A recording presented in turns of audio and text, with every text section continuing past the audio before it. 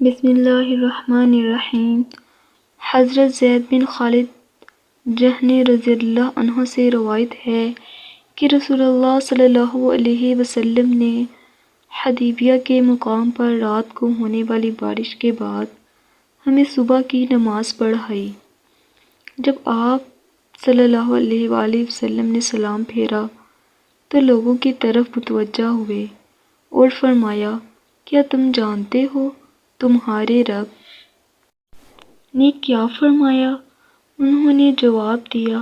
اللہ اور اس کا رسول صلی اللہ علیہ وآلہ وسلم بہتر جاننے والے ہیں۔ آپ صلی اللہ علیہ وآلہ وسلم نے فرمایا، اللہ تعالیٰ نے فرمایا، میرے بندوں میں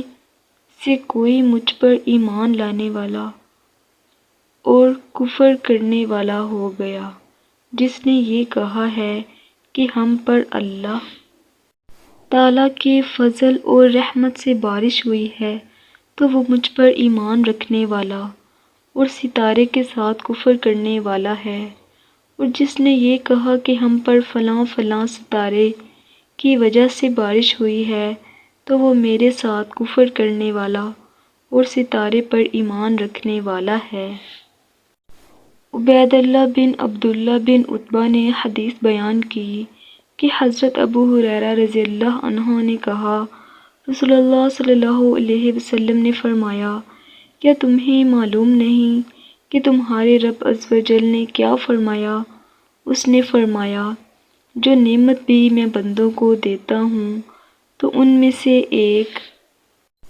گروہ اس کے سبب سے کفر کرنے والے ہو جاتے ہیں اور کہتے ہیں